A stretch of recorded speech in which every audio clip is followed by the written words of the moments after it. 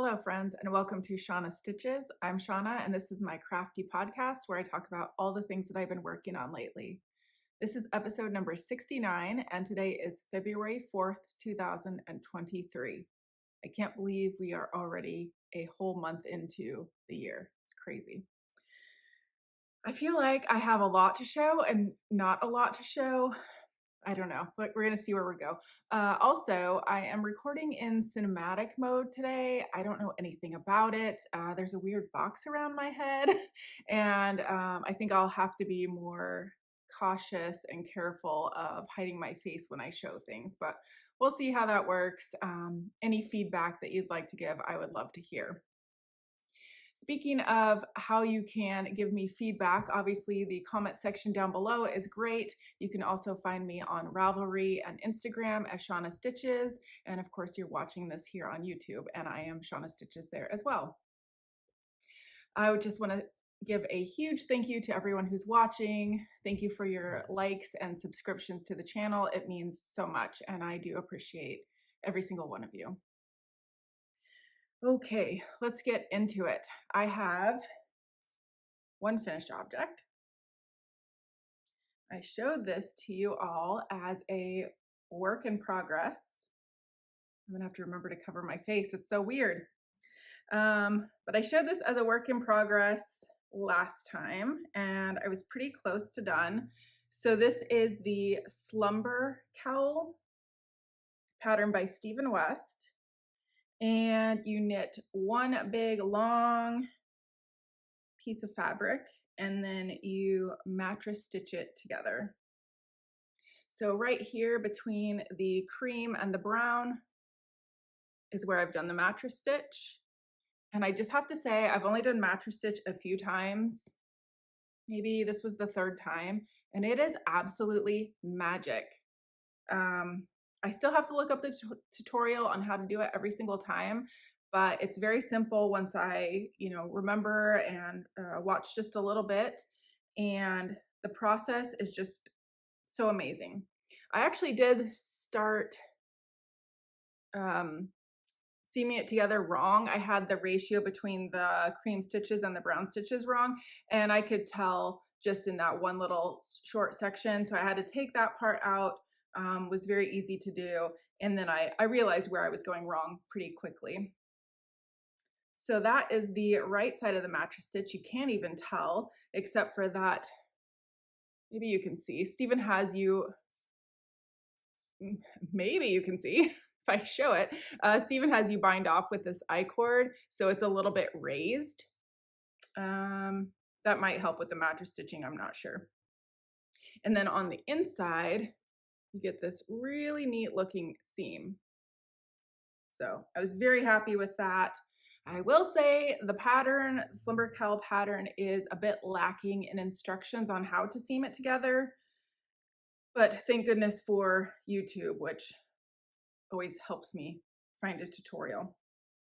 So this is meant to, I guess you could wear it like this, just looped around once. It's pretty long. I'm wearing, forgot to tell you, I'm wearing my Boxy sweater, which I've now completely covered up. Let me go back just a minute. So this is my Boxy by Locatelli. It's a little bit wrinkly because it was folded up in the chest at the end of my bed. And I knit this just in 2022. All right, back to the cowl. So you could wear it like this, just hanging down. Actually, that would keep you pretty warm, I think. But if you're going outdoors and you want to wear this with a jacket, it's best to loop it up. And it creates a nice little fold right here. I think it looks really nice. I haven't had a chance to test it outside, but I can imagine that this would just really block the wind. I knit this in Lion Brand Fisherman's Wool, which is a worsted weight. The pattern calls for DK.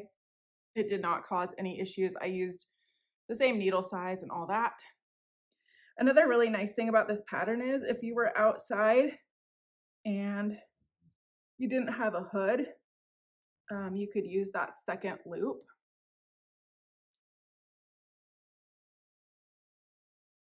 There we go. So you can see, I think you can see the back of my head. It's completely covered. This is covered and it still stays tight right here. So for really cold weather, I think this would just be awesome. I really love it and I will definitely get some use out of it. The nice thing about the colors I chose is that either myself or my husband could wear it, and it was knit completely out of stash, which is a nice little bonus.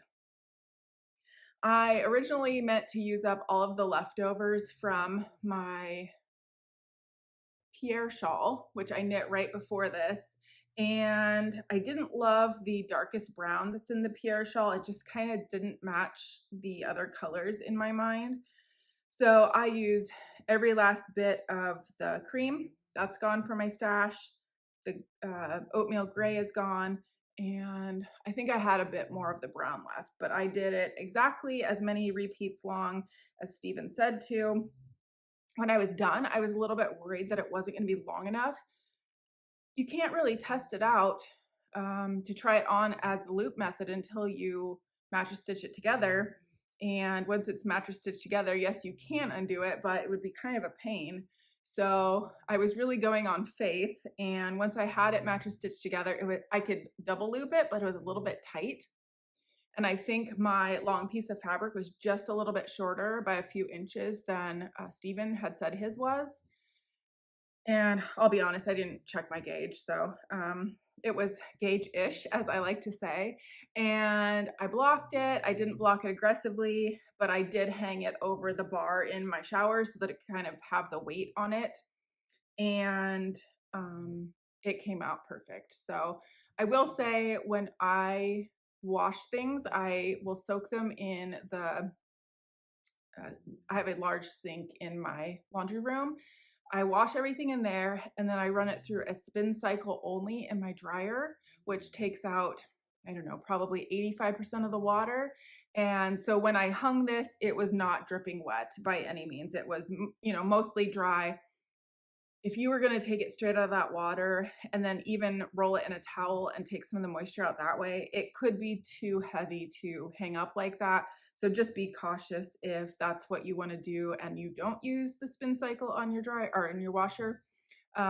It could be too heavy and then you're going to get something that's really stretched out, which you wouldn't want. So I did that once. I overblocked something and I rewashed it in just the water, and I can't remember if I think I did spin it to dry that time as well. And kind of instead of stretching it was a cardigan, I believe, stretching it out, I kind of not mush it together so you can't, but just it's like if this is the body of a sweater, instead of pulling it like this, you just kind of like push it in a little bit. And thank goodness it went back, because it was like an all over cable cardigan, and the thought of having ruined it before I even wore it was definitely something that made me very sad. Anyway, there's my tips on blocking. If you have the option in your washing machine to use a spin only cycle, so you're not washing it, you're not adding moisture, soap, nothing like that, you're just spinning it. And I don't know if I would do that on a front load. I don't have a front load. I have a top load with an agitator, but the spin cycle on a top load, it just pushes the item up along the side of the washing machine. So I've never had any felting, agitation, nothing like that. Of course, your mileage may vary. So of course, be careful and maybe start with a superwash item to see how you like that. But I find it works really well. It decreases the drying time a ton. Okay, so that was my only finished object, but I do have a half finished object today. These are my, this, I should say, not these. This is my February Desert Vista Dyeworks sock, and the color is my Speckled Heart, which has 6 different colors of speckles. If this is me in a skein, I think this might be it. I love all of the pinks and even the purples. I'm not even a red person, but I'm going to say I can handle this kind of red. I just love it. And I asked my husband what his favorite stripe was, and he said it's this dark purple one with the little pink in it. Now he's colorblind, so take that for with a grain of salt, I guess, but it is beautiful. Really enjoying it. I just finished that this morning, and like a good sock knitter, I have just cast on the second one. I think there's not even 2 whole rows there. Do you see that beautiful stitch marker there? It's red and white buffalo plaid. I keep saying stitch marker. It's really a progress keeper. It is made by my friend Jennifer, who owns the Etsy shop Creative Emu, and I will link her down below. But when I saw this, I loved it. And I just knew it was going to match my February yarn perfectly. So I could not resist. That being said, I couldn't resist 2 other colors. So I guess really I just couldn't choose. This might be a little difficult to show. Maybe it will be easier in the box. Let's see. Let's see if we can do this. Hopefully you can see that. They're both progress keepers, so they're on a lobster claw clasp. You just can't see that because it's under my fingers. But this one here is red and black, and I don't know if you can see that, but the black has sparkle in it, which of course I love. And then this one is sort of a black, white, and gray. So I forgot to mention on episode 68 when I was talking about the giveaway, which let me refresh your memory. The giveaway is for Mandy's Makings. It's one of her share a pair sets, and the color is Fireside Friends. I mentioned that I would be giving this away, and that will happen in this episode. But what I forgot to mention is that I'm going to give one of these progress keepers as well. So either the white and black or the red and black. I'm going to go ahead and insert a little video here. I recorded my screen on my phone this morning when I picked the winner. So you'll be seeing that.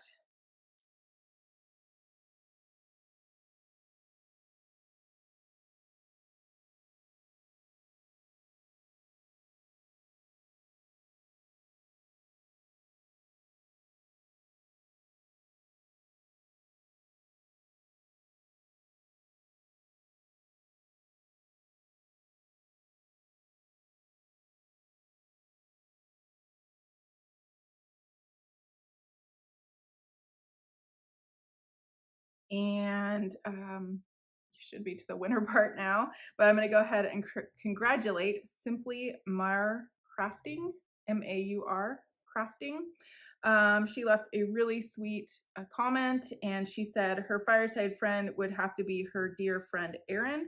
She lives in Vermont, and Simply Mar lives in Texas. So she was mentioning how it's difficult to have her knitting friends so far away. And I can totally understand that, because all of you out there are my knitting friends, and we aren't necessarily next door to one another, but it's nice to be able to communicate however we can. So Simply Mar, this is yours, and one of these progress keepers. So go ahead and reach out to me on Instagram or Ravelry. I'll be looking for your message. Send me your first and last name and your address, and let me know red and black or white and black, and I will send one of these with you, and you can put it on your project, whatever you decide to make with this, and hopefully it will remind you of your friend Shauna over here on the Oregon coast. So what else? We have some more works in progress. Let me show you this one. This one's exciting. I don't have a sock blocker, but I think at this point my hand will work. This is my temperature sock for January 1, which is down here. The first gray stripe is January 1, all the way through February 2nd. So I had it up to date as of yesterday. I mean, technically yesterday. So yesterday was the 3rd, but I don't pull the temperature until the next day. So 1 round per day based on the high temperature in Portland, Oregon, which I have explained is not necessarily very close to me, but it's the closest that I can get the historical weather. So it's working. I've come to terms with it. It is what it is. I'm really enjoying it. I love how it's looking so far. Spoiler, February 3rd, it's going to be another blue stripe. Exciting. Okay, other works in progress. I'm going to try not to drop things. I have made just a little bit of progress on my Freckled Whimsy. I was forgetting. Freckled Whimsy Advent Sock. It's in the DRK Everyday Socks pattern with lots of stretch. A cute little snowman progress keeper on there, which maybe you can see, maybe you can't. And just to refresh your memory, this is the completed sock that I've already done. So I'm just working on sock number 2 very slowly.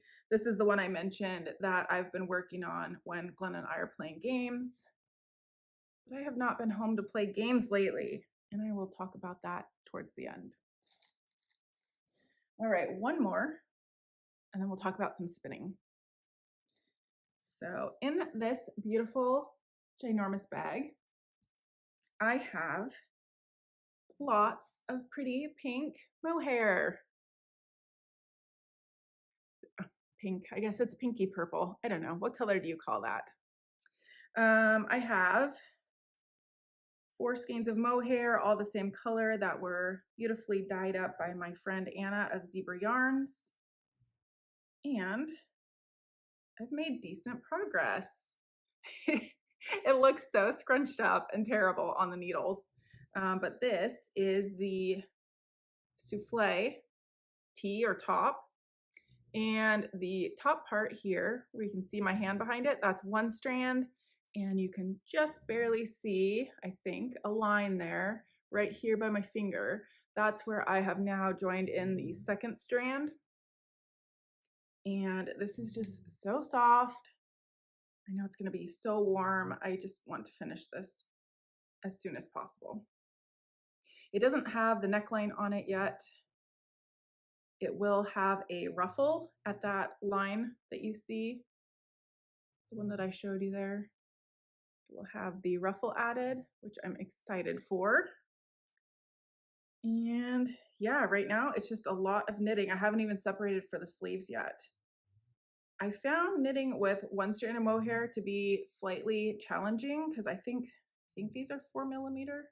Yes, 4mm needles. So 1 itty bitty little strand of mohair, you can see there's 2, one of those on 4mm needles. But surprisingly, although you can see through that fabric, it's not bad. I mean, that would be on my very upper chest here, so we won't be flashing anyone any important parts. So that is that. I think I've mentioned it before, but when I start my Desert Vista Dyeworks socks at the beginning of the month, it's all that I work on. So the other bits of progress that you've seen came before February 1st. All right, that is all the knitting. Now we're going to talk a little bit of spinning. I'll be inserting some photos because I find it so hard to take a bobbin that I'm working on off of my wheel and then to put it back on. It's not that it's difficult, but I have issues with the single strand. When I pull it back through the loops, it wants to come untwisted, and it often loses enough twist that I end up losing some singles. And I would like to avoid that at all costs if possible. So pictures will have to suffice. But that being said, I can't remember if I had this finished last time. I probably just got grease on my chin. Anyhow, if you've seen it or you haven't, this is bobbin number 1 of a 3 bobbin combo spin that I'm doing. I brought over just a little bit of the fiber so you can see this will be bobbin 2, and those will get plied together with bobbin number 3. So I have no idea how this is going to turn out. This one here is the only fiber that I know the name or the maker of, and it is Malabrigo. I don't know. I've said this before. It looks like noob to me, but I've heard it pronounced nube. They are in Uruguay. Nube would be like the Spanish pronunciation. But I'll be honest, I don't know what they speak in Uruguay. Maybe it's Spanish or a dialect of that. Anyway, talking about things I don't know. So I am 57% done with this color, which is exciting. I have not spun for the day yet. I have challenged myself to spin for 100 days in a row, and today will be day number 30. So that's very exciting. I've been able to keep up with it. And the photo that you're looking at now is a project that I have on my electric eel wheel 6, which is an electric e-spinner. And I took that out of town with me. So for, I think it was 3 days, I spun on that project. And of course I didn't bring the fiber over with me. I can't remember a lot about it other than I do know it's an 80% wool and 20% silk. It's by Ashford. I guess it's only the color that I'm not remembering. So I'll look that up and I'll put it on the screen for you. But yeah, it was quite the transition going from my Lendrum, my treadle wheel, to the electric eel wheel. And once I got, adapted to it again, it was fine. But I have rediscovered what I already knew, is that I just don't love spinning silk. I don't know why. Yes, it's slipperier, but that's not really it. I just don't think I like the texture of it. So I will spin this. It's going to be wonderful. The resulting yarn will be great. I just don't think I will plan on buying things with silk in it in the future if I can avoid it. Now, that being said, if I fall in love with the color and it has silk, I will probably still buy it because that's me. So there's the spinning. Now, we'll get into a little bit of life stuff. The reason I had to take my electric eel wheels 6 electric spinning wheel and why I haven't been at home to play games is that I am attending a training, but it's a 4-month training.